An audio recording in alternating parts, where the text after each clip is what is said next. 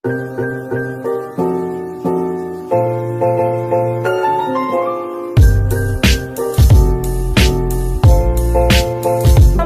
warahmatullahi wabarakatuh. Selamat malam, Bunda hebat semuanya. Apa kabar malam hari ini? Alhamdulillah. Alhamdulillah masih semangat dan masih sumringah ya, walaupun seharian kita punya aktivitas yang super padat.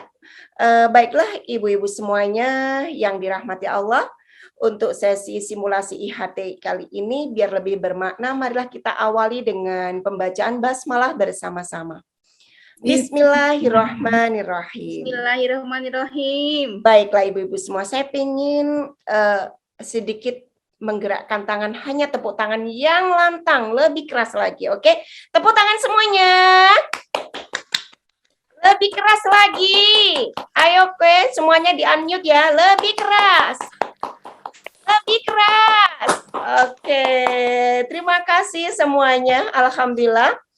Baiklah Bunda hebat semuanya, seperti kesepakatan kita sebelumnya, saya akan membacakan kesepakatan kelas ya, yang sudah kita janjikan bersama-sama dan sudah kita sepakati. Pertama, menghargai sesama peserta dan fasilitator.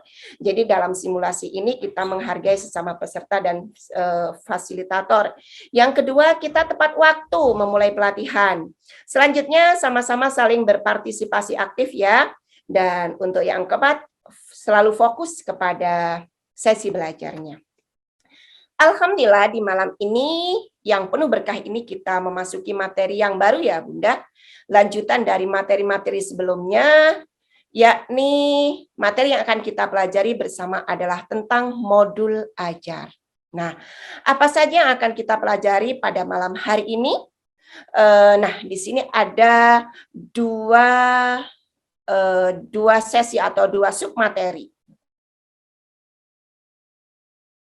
Komponen modul ajar. Nah, sebelum saya memberi paparan terkait dengan konsep modul ajar dan komponen-komponen modul ajar, saya akan bertanya nih kepada salah satu Bunda hebat yang ada di sini, Bunda yang cantik-cantik ini. Apa sih yang Bunda hebat ketahui itu tentang modul ajar? Saya tanya kepada yang super cute ini ya, Bunda Mayunita. Gimana Bunda Mayunita? Menurut saya sih. Oke, Bunda Mayunita coba dengan bahasa Bunda Mayunita sendiri tentang modul ajar itu apa?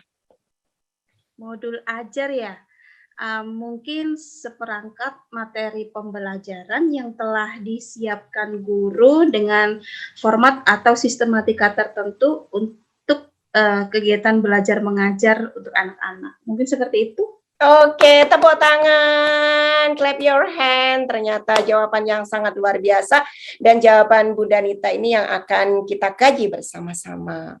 Baiklah Bunda hebat semuanya, izinkan saya share screen ya terkait materi modul ajar.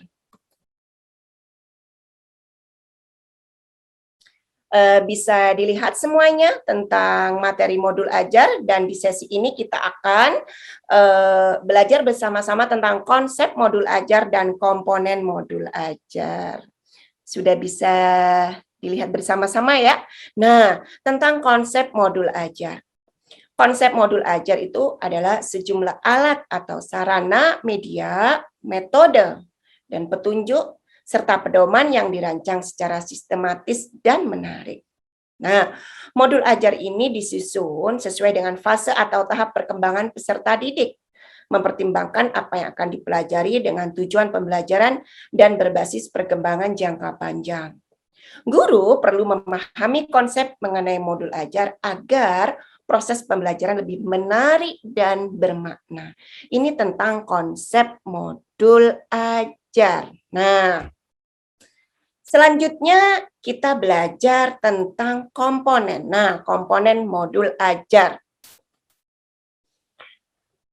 Sebelumnya kita sudah belajar bersama di materi-materi sebelumnya ya, tentang profil pelajar Pancasila, tentang capaian pembelajaran, dan tentang tujuan pembelajaran serta asesmen. Sekarang sudah memasuki fase modul ajar, ini tentang komponen-komponen modul ajar. Adapun komponen modul ajar itu ada 3, di mana di situ ada informasi umum, ada komponen inti, dan ada lampiran. Dalam informasi umum itu ada identitas, ada profil pelajar Pancasila, ada peta konsep, ada sarana dan prasarana. Itu yang harus kita tuangkan di informasi umum. Identitas misalnya, identitas itu di situ ada nama penyusun. Jadi ada nama penyusun modul ajar, institusi atau lembaga satuan dari mana. Ada di situ jenjang sekolah. Di sini kita jenjang sekolahnya pakai PAUD ya.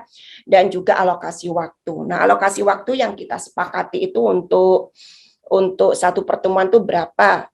Untuk standarnya PAUD itu 210 menit. Nah, seperti itu. Ini tentang identitas. Ayah bunda, bunda hebat semuanya.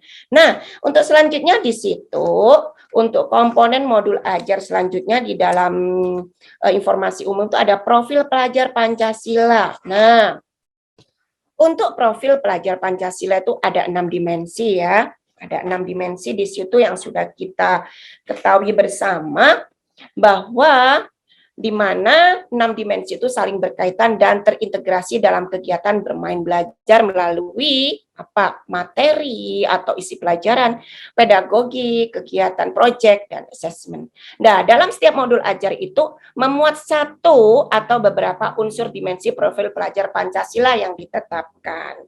Nah, semuanya sudah paham ya dan sudah kita ketahui bersama 6 dimensi profil pelajar Pancasila. Di antaranya adalah beriman bertakwa kepada Tuhan Yang Maha Esa dan berakhlakul karimah dan berakhlak mulia maksudnya. Yang kedua berkebinekaan global, yang ketiga bergotong royong, yang keempat mandiri, kelima selanjutnya bernalar kritis dan kreatif. Nah, selanjutnya peta konsep. Nah, di dalam modul ajar itu di informasi umum itu ada peta konsep. Seperti apa contoh peta konsepnya? Nah, ini contoh peta konsepnya seperti ini. Ini terkait dengan menggali materi pembelajaran menggunakan buku cerita berjudul Di Balik Kisah Roro Jonggrang. Bunda hebat semuanya pastinya sudah tahu karena di sini Bunda hebat sangat luar biasa. Oke, saya lanjut ya. Untuk selanjutnya, nah ini ternyata masih ada ya di informasi umum yaitu sarana dan prasarana. Di mana di situ merupakan fasilitas dan bahan yang dibutuhkan untuk menunjang kegiatan pembelajaran. Sarana merujuk pada alat dan bahan yang digunakan, sementara prasarana di dalamnya termasuk materi dan sumber bahan ajar lain yang relevan yang digunakan dalam kegiatan pembelajaran. Nah, ini tentang komponen modul ajar di informasi umum. Selanjutnya, untuk komponen intinya, nah di komponen inti itu ada tujuan pembelajaran, Bunda hebat. Di tujuan pembelajaran itu kita menentukan kegiatan belajar, sumber daya yang digunakan, kesesuaian dengan keberagaman murid, dan metode asesmen yang digunakan. Selanjutnya, pemahaman bermakna. Nah, apa sih pemahaman bermakna itu? Pemahaman bermakna adalah informasi tentang manfaat yang akan peserta didik peroleh setelah mengikuti proses pembelajaran. Manfaat tersebut nantinya dapat peserta didik terapkan dalam kehidupan sehari-hari. Nah, di sini ada contohnya, Bunda hebat.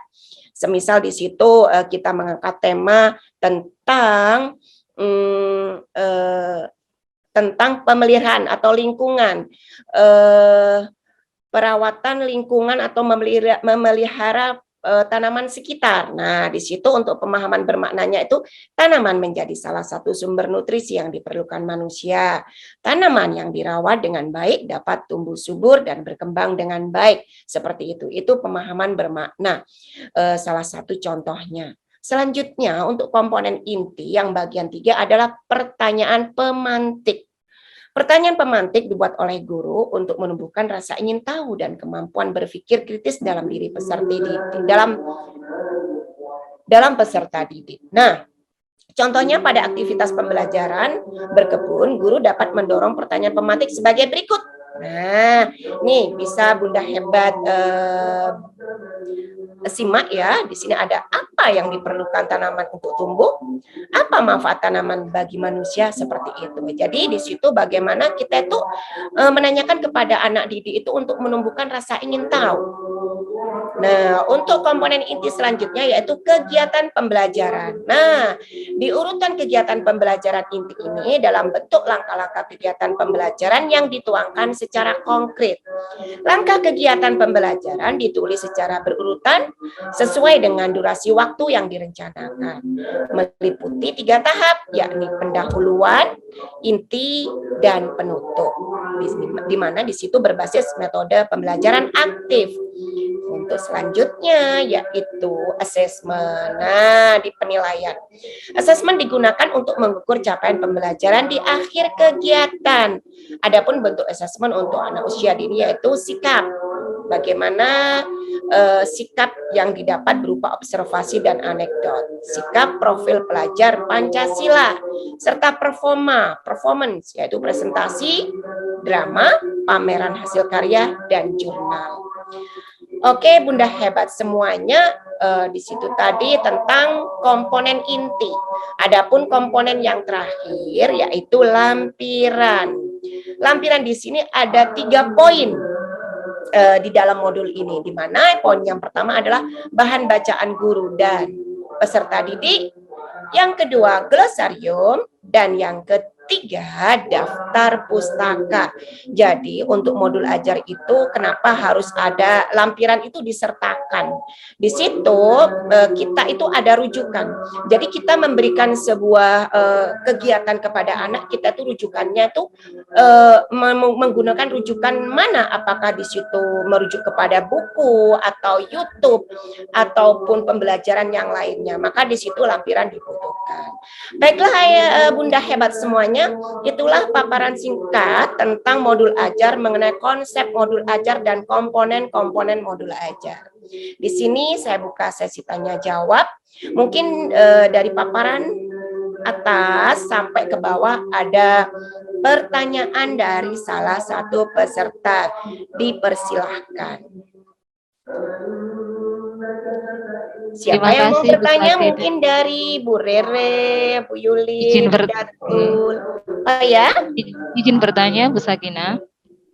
Baik. Oke, terima kasih atas pemaparan materinya. Saya mungkin kalau di PAUD mungkin modul ajar maksudnya awal-awal baru saya dengar, jadi mungkin kita bisa mengaplikasikan nantinya. Jadi mungkin yang saya tanyakan dari komponen-komponen modul ajar Bu Sakina. Jadi di dalam komponen modul ajar itu kan ada salah satunya yaitu lampiran, di mana yang meliputi ada bahan bacaan, guru dan peserta didik, ada glosarium dan ada daftar pustaka. Apakah komponen yang dalam lampiran-lampiran itu apakah wajib disertakan di dalam modul ajar? Seperti itu. Terima kasih saya sampaikan. Baik Bu Datul, terima kasih atas pertanyaan yang sangat bermakna.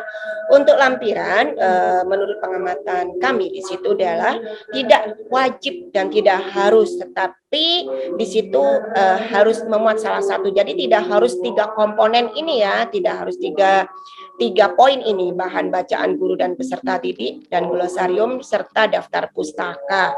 Biasanya digunakan adalah bahan bacaan sama daftar pustaka. Jadi di situ daftar pustaka semisal sumber-sumber referensi yang digunakan dalam pengembangan modul ajar, atau referensi yang dimaksud adalah semua sumber belajar. Jadi semisal kita referensinya kemana, misalnya pun kita di YouTube kita memberikan sebuah cerita atau sebuah lagu atau atau apapun kepada anak didik, kita ngambilnya di YouTube. Di situ kayak kita lampirannya itu berupa link, linknya YouTube di situ. Ataupun di situ ternyata ada buku cerita, di situ pun juga ditulis di daftar pustakanya.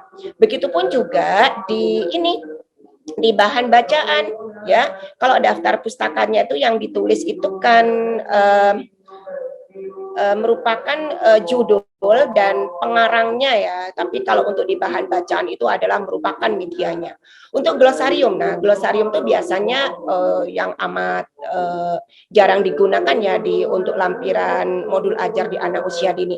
Karena glosarium di sini merupakan kumpulan istilah-istilah dalam suatu bidang secara alfabetikal yang dilengkapi dengan definisi dan artinya. Glosarium diperlukan untuk kata atau istilah yang memerlukan penjelasan lebih mendalam. Jadi bisa jadi ini glosarium bisa kita cantumkan semisal ada teman sejawat kita atau pendidik lain yang sekiranya mau mereferensi atau melihat modul ajar kita. Jadi istilah-istilah yang belum difaham itu yang mana itu bisa kita lihat di glosarium.